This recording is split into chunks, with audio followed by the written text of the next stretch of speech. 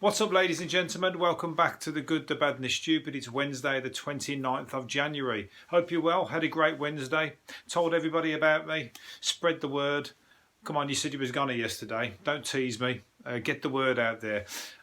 If you haven't heard me say this before, just to let you know, if you're listening on the podcast, there is a video version every time of the episodes on YouTube under the channel The Good, The Bad and The Stupid, and there's lots of mini sections of the show split up into little sections. So if there's anything in particular that you like and you want to share that rather than the whole half an hour ramble, then please do.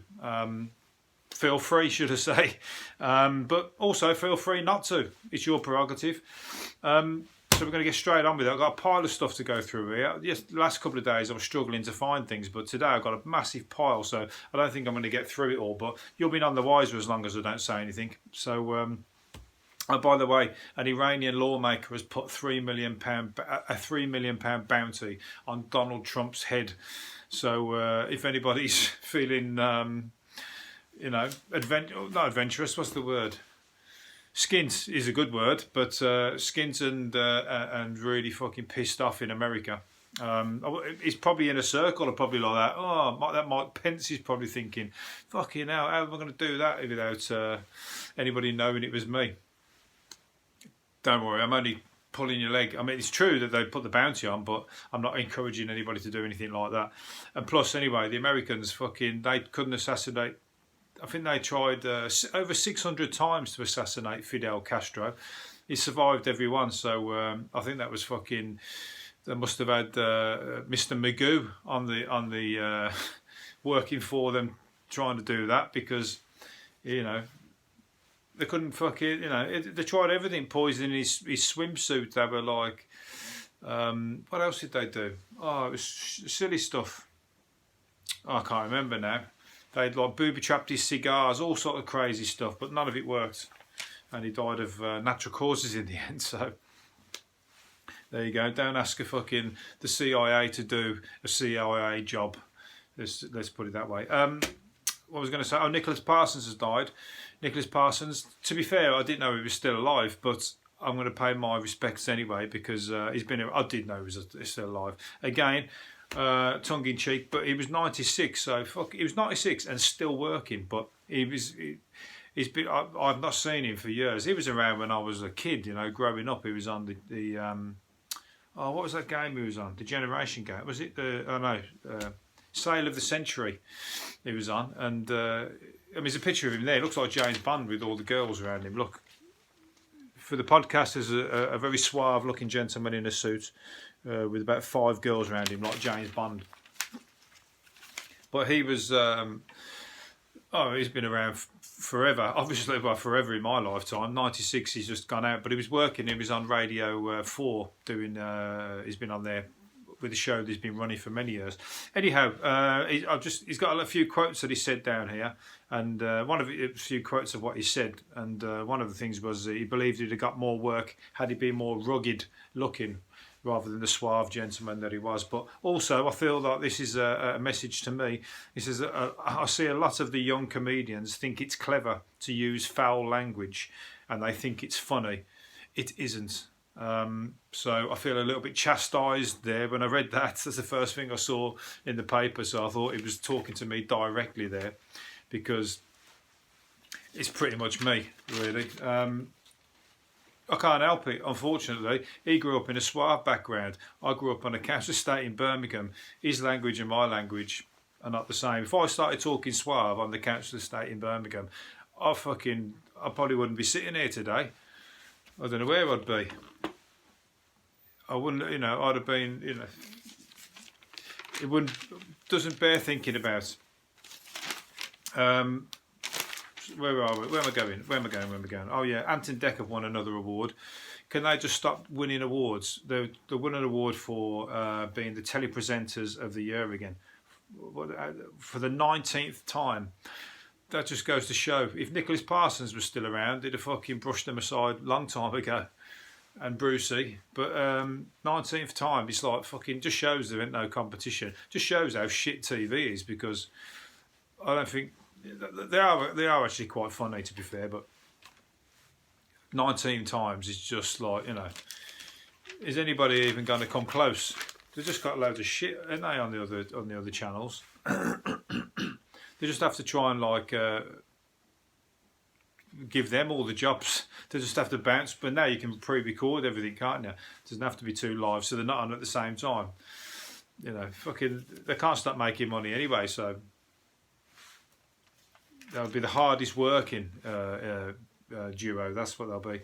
Anyway, what we're going to say, a guy's a lucky pensioner has done a Del Boy and discovered an ancient amulet in his garage worth £3 million. Tiny little thing, look, little dog statue, a tiny little dog. See the little picture there? That's his fingers holding it. It's tiny, and it was just like an afterthought in the bottom of a box. And they picked it out and took it in and got it valued at £3 million. That's like fucking. I've got loads of boxes like that, but I bet I don't find anything like that in it. But I'll still keep looking. I always do. And I'm always down the market mooching as well. But when you're down the market, the boxes that come out of like the clearance, it's hard work going through them. Everyone's fucking elbowing each other out the way because they know the shit like that to be found in there. And people have found stuff. I'll tell you about it another day. But yeah, so they're lucky. They thought it was between 4,000 and 5,000 years old, and it was found in a dusty trunk. And fucking happy days, isn't it? Fucking that's. He can go and pay for that £3 million bounty on Donald Trump. He can go and put a bounty on somebody's head. £3 million. Maybe that is the guy that's done it. No, it wasn't. It was an Iranian businessman. Nanny McPhee, an OAP. Oh, well, there's an 80-year-old woman here who's she's been on with Phil and Holly and Phil on GMTV. Philip Schofield. And Randy Irish Jones, they're calling her. She's talking about having a fling with her Egyptian toy boy. She's 80, and she's going on about coming out with all the smutty remarks. She's got 2 sons who are like fucking 50 and whatever as well. And they've said that she's old enough to make her own mistakes, and she's talking about using the whole tub of KY jelly with him. And to be fair, he's smiling. I thought that would be a bit of a grimace there because they're totally wide apart, the old age gap, but she's having a right old time with him. She's been talking about how he lifts her off her feet, gives her bear hugs, and because he's 6'2", and she said like she's having the time of her life. She has to sleep in another bed though. She says she can't sleep with him because he's not sleep with him. Snore his 2 elbows and everything like that. So she goes to sleep on the sofa. But nobody's been near her for 35 years, and now she said she couldn't walk the next day. She felt like she'd been riding a horse. Fuck you now, sounds like she has been riding a horse. He'll probably kill her, by the sounds of it. Be careful out there, Randy Iris. Make sure you fucking, you're fit enough at the age of 80. Anyway, she's out to party, and nobody's going to stop her. I bet Philip Schofield nearly had a fucking heart attack when she was telling him that. He normally does. He can't fucking handle he's a bit twee, old Philip. He can't handle the harsh talk like that. He likes people come on and tell him about the cakes they've been baking. That's about as he'll probably have a heart attack, not her. Hugh Grant talking here about buying drugs in his wilder days. I say wilder days doesn't sound too wild. They said he ended up inhaling floor lino. He went to Notting Hill Carnival and bought some hash off somebody, and when they got back they started smoking it, and it turned out to be that black stuff, under the lino. They get the black stuff that sticks the carpet to the floor. It was that, and somebody sold him that, and fucking he was smoking it and everything. And then another time he said he bought, and he said it's not bad. It's not bad actually. It's probably high off the glue off it. Probably fucking got a high alternatively anyway. And another time they bought something and they ended up with a bag of licorice all sorts, £50 worth.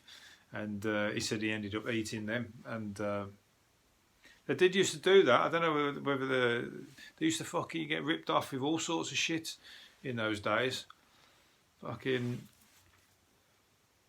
they'd sell you anything, and like, you know, they'd run off, especially at the raves and everything. Fucking people were buying aspirins and paracetamol and that, you know what I mean? You come back, you wouldn't have an headache, but you wouldn't have had a good time.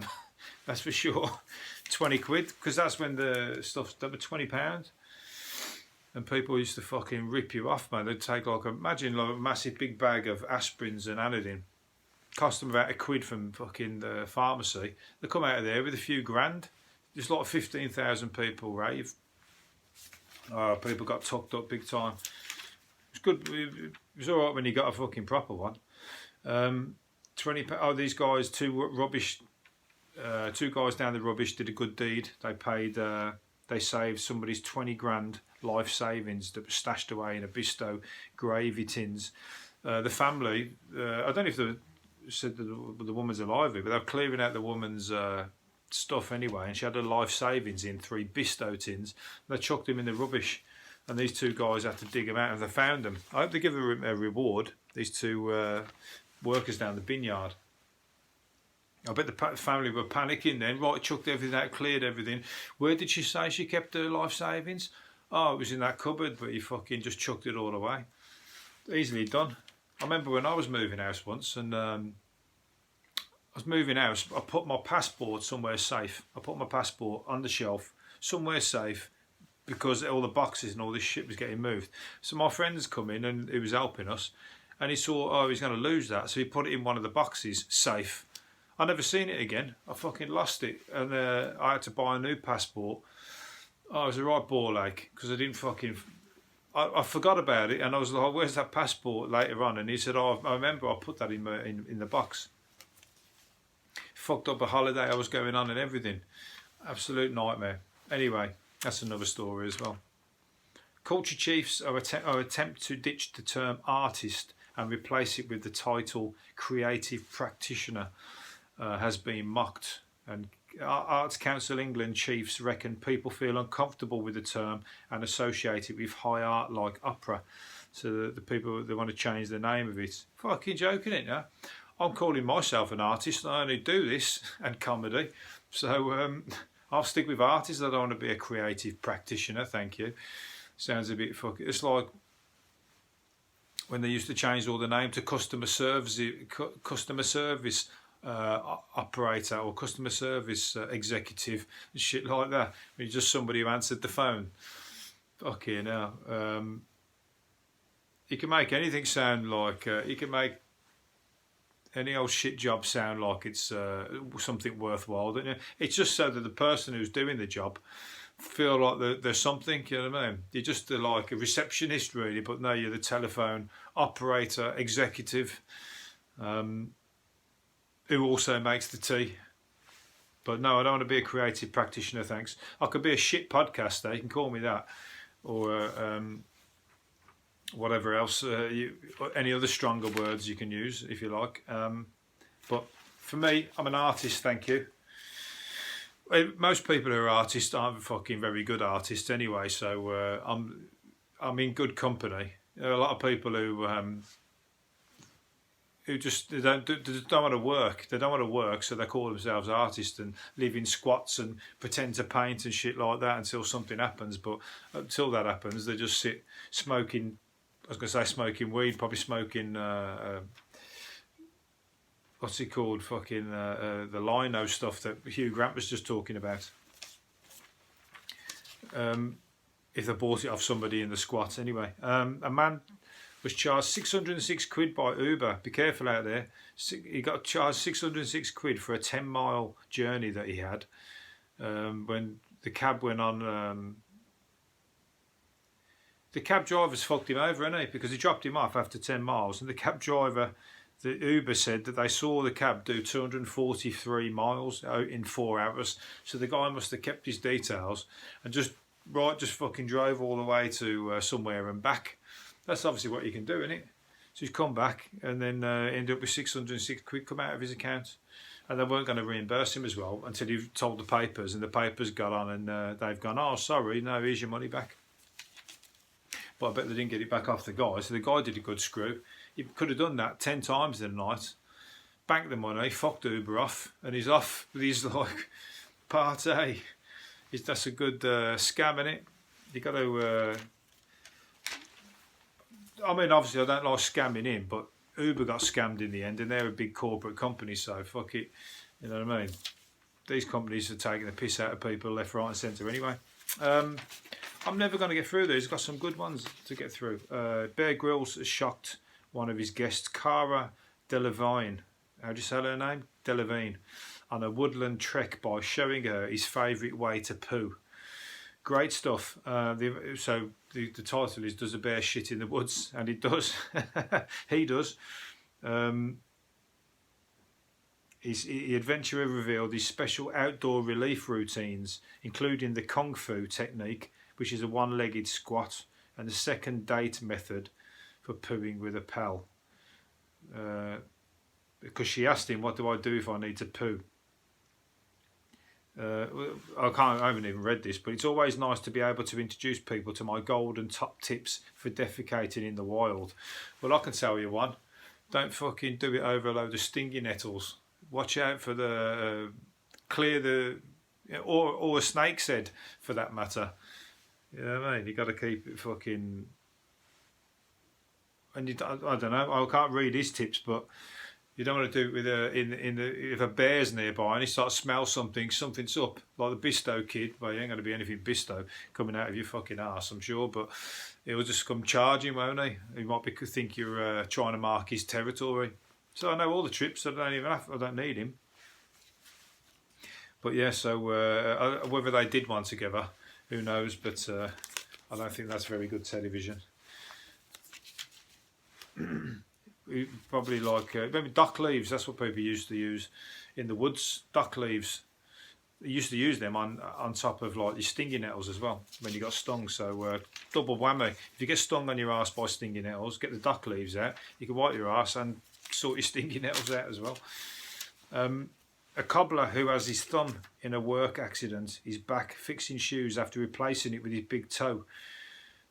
He chopped his thumb off and they put his big toe back on there. So he's got one of those like that fucking thing like that. That's what his thumb was like. And they've stuck his big toe on there. What's he do for a big toe? He's missing his big toe. So don't you fucking wobble when you're like missing one of your toes? I'm sure it's your left or your big toe. Fucks you walking up. So anyway, I suppose he had to take a pick, didn't he? You don't need his toes really he needs his hands for working. So he'll chop his bloody toe off next, off his hand. If he's like, that's how he's done it, cobbling. Cobblers. Is that what say how he's done?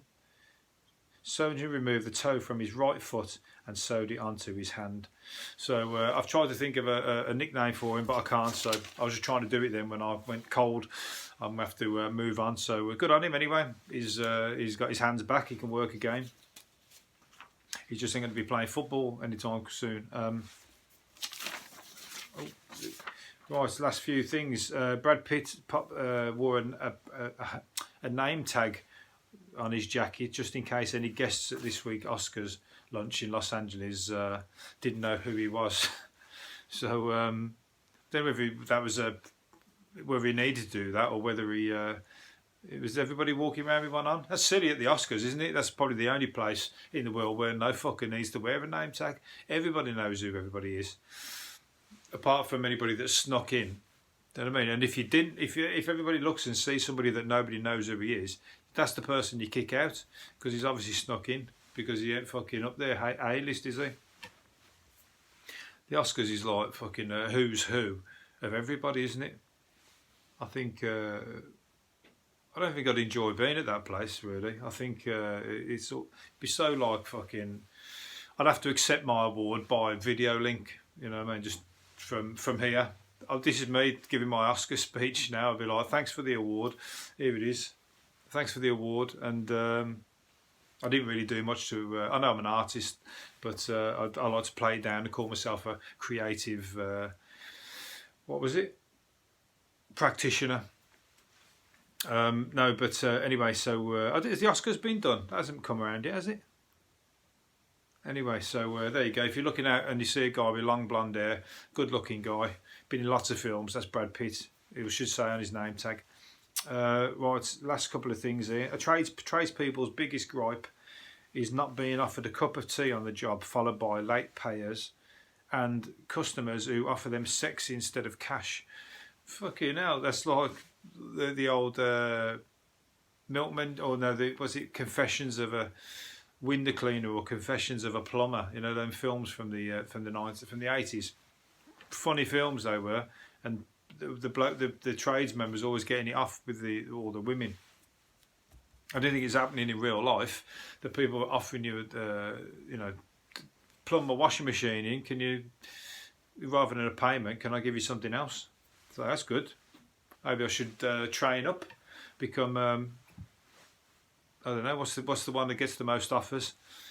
I don't know.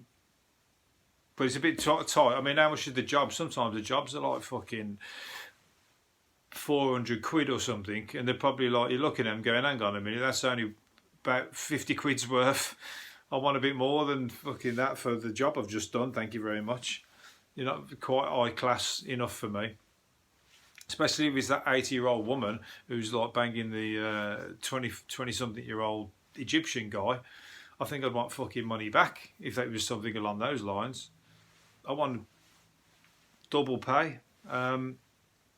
So yeah, but late payers, yeah, it's I've had people do that to me in the past, but they don't fucking try not to pay you. They try and say that you do something for them, and then they try and tell you that you did a shit job and they don't want to pay you, but they wait until you've done it, and then they'll fucking say that you don't want to pay you.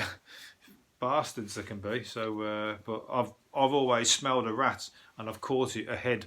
So I've managed to get the money by making plans, and then they think they're doing one on you. Then you go, oh well, I've left this little bit out, and I've left, so, and they're like, oh fucking you bastard, here's the money then, give me my stuff. Right, last one. Oh no, two. Kelly Brook, speaking of award ceremonies, Kelly Brook was left mortified after farting next to Madonna during a star-studded dinner party. And she said it was the smelliest blow-off she's ever done. So I think, what the fuck is she telling the newspapers that for? She said, that's Madonna.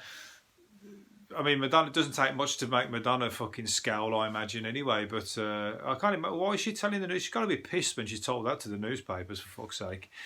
You know what I mean? Nobody wants to know that. She's a really pretty girl, and like now she's come down a few fucking pegs. She's just like, if she was trying to get somebody to pay her for doing her plumbing, she'd be in the 50 quid range with a statement like that, I'm afraid. So I'm going to try and forget that I've read that, or forget that I've said it. So I wish I haven't even said it now to the podcast, because I've even lowered the tone of this podcast. So I do apologise. That's Kelly Brook for you. Anyway, she's a bit of a lad anyway, isn't she? So we're going to let that one slide. Last one I want to do. A woman has won a £500,000 football jackpot by betting on the opposite results of what her husband backed. She picked the right results of 14 successive matches in League One in France, as well as games in Italy and the English Premier League. So she backed the opposite of what he was betting. It's a fucking good idea, that, isn't it? Because half the time, when I've ever done things like that, I always lose. So surely if I bet the opposite, I'm going to win. But they're talking about getting the correct results. But if you was to bet all the ones on that side and they all won, put a bet on the opposite side, you might fucking just win, mightn't you? So, and they do all the draws as well. Cost you a fortune.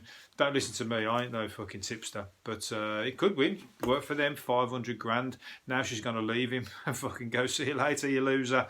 You never picked any winners. And fucking, well, apart from me, but I'm off. So now you're a loser. Right, I'm going to leave it there. Hopefully you've enjoyed it, and I'll see you again tomorrow. See you later. Bye-bye.